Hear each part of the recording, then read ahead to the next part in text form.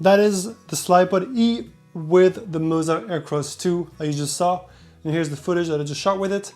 I haven't looked at them yet, but here it is. Here's the raw footage, no post-production whatsoever on this. And just FYI, I did not properly set up the gimbal, I would say. It is balanced very quickly. I didn't set up the motors properly, but I still think it does a really good job.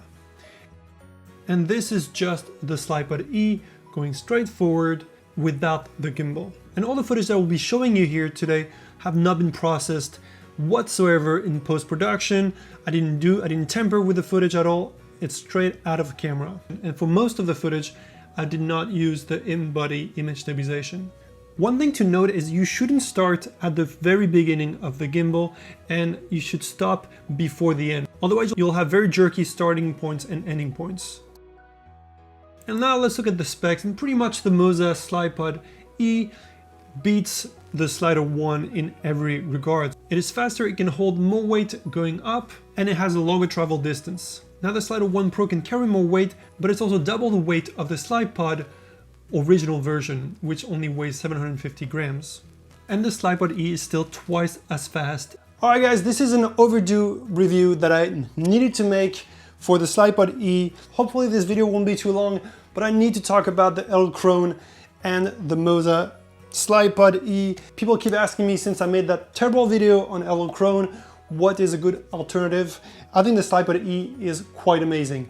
Now, synchronizing the two is quite a bit annoying and it's not perfect. And I'm not going to show you how to do it, but I'll put a link to a channel, Doubt Me Tech, that has done an amazing video on how to do it. Unfortunately, it's kind of dated. His version of the app is dated, so it won't be exactly the same, but you'll definitely be able to do it. One thing you need to know is like the linkage now is on the bottom right.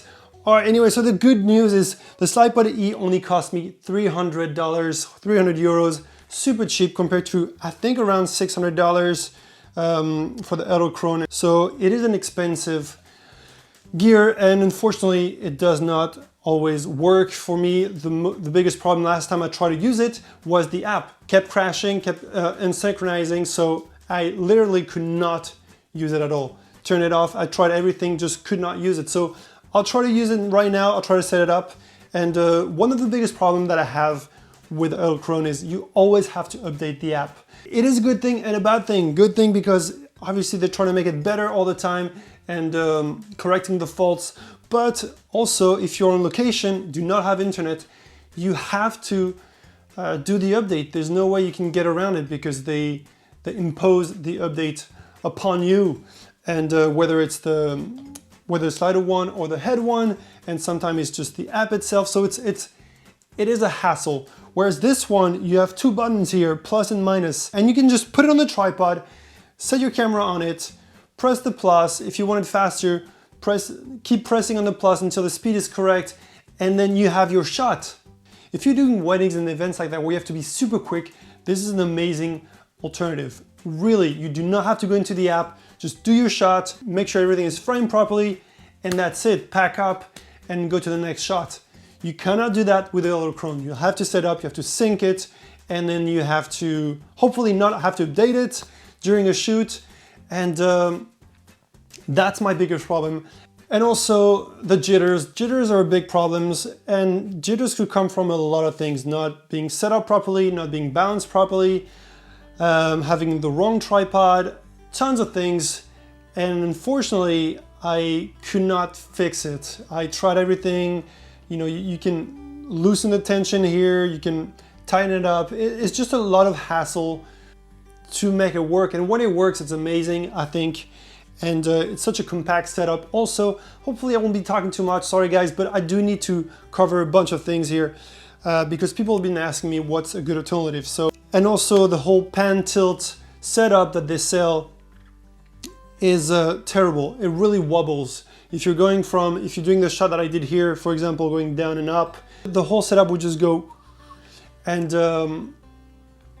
it's just not good. And it's hard to, you can correct jitters, tiny jitters every now and then, especially if you have in-body image stabilization, it does correct that.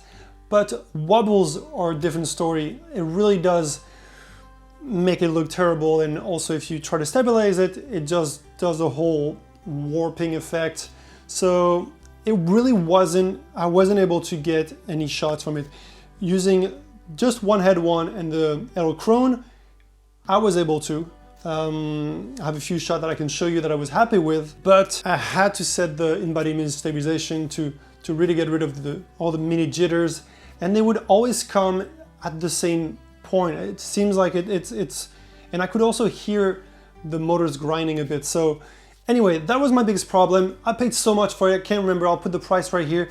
But I think with two heads and the slider, it's not even the Pro, it's the V2, not the Pro. I think it was around 800-900 euros, around there, maybe more. And the Slypod is only 300 euros. The Moza Air, I got it for 300 as well on sale. Usually it's around 400 euros. But this whole setup was so much cheaper than the Edelkrone. Is it better? It definitely isn't the perfect setup, but I did do this shot here that I think I'm really happy with. Unfortunately, it's not super precise. And the app is terrible as well, but once I got used to it, it is fairly fast to set up. Also, you get 28 centimeters versus I think 19 or 20 with the Edelkrone, so that's quite a lot more, and you can carry a lot of weight on it. I think it's 9 kilo going up, and then I think half of it may be horizontal. One thing that you should note is you should definitely, if you're gonna get the Slider E, you should definitely buy the, unfortunately, $80 head that comes with the non-E version, the Slypod, the original, because I'm so worried that this will just unscrew. I'll show you a shot of it, but it definitely isn't touching the rubbery part, so it can easily fall down, and actually it did just tilt over and hit down on the table. Thankfully it wasn't the whole setup, it was just my camera. But yeah, that was one scary event. So I'm waiting for mine. It's taking forever to arrive from China. Unfortunately, they do not ship it from Europe, but pretty much you have the head attached to the system here, the quick release, so it will not fall over or unscrew itself.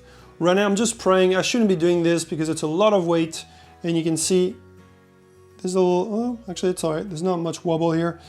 But anyway, I'm happy with it, really happy. One big problem that I have with it, every now and then it will just shut off. It will just retract itself and then turn off. And I would have to turn it on again.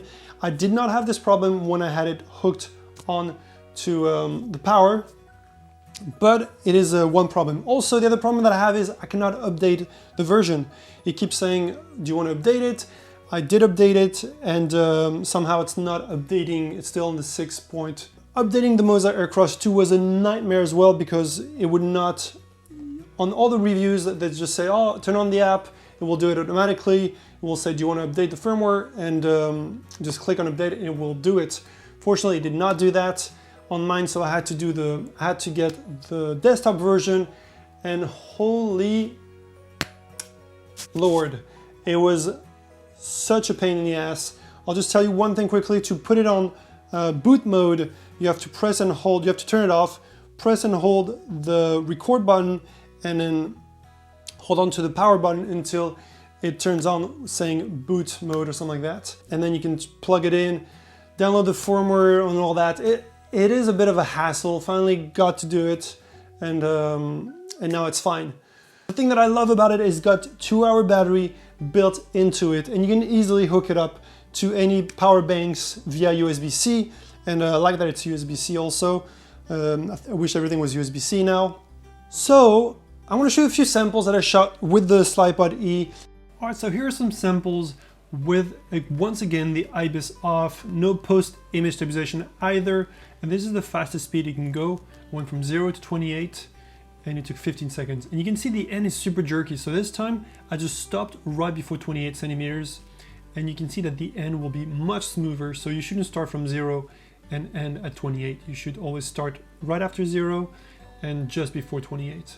Now this is the same shot as before, but I did it twice as slow, but sped it up in post-production to match the speed of the footage before, just to see if it was better to do it that way or go full speed right away.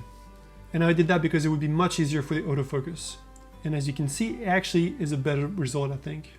Now I'm at the closest focusing distance with the Tamron, which is very impressive, 28mm.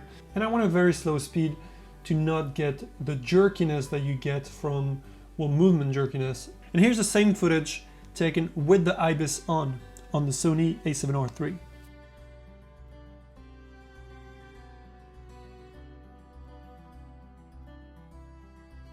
If your phone shuts off to save battery after, I don't know, 10 seconds, 15 seconds, then you'll have to sync again the Edelkrone. With the Moza, so far it didn't do that. I just picked it up, it was turned off, and it's still synced. If I press start, yay. Also, yes, it's noisy because it's going at full speed right now. So I'm going to talk while this is winding back, and it is a bit noisy. I wish that when it would come back, it would also do the same motion, but it doesn't, unfortunately.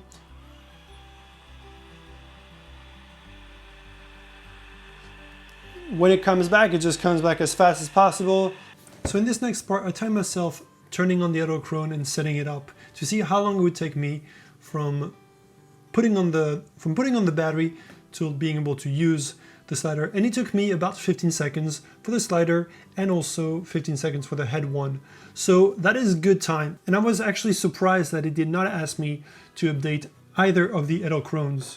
And it should be like that every time. I shouldn't have to update it every time I want to use it. I was hoping that it would ask me to update it so I could prove my point, but this time it did not. So kudos to Edelkrone. And also there's no on and off button. You have to turn this thing off, which is a bit annoying.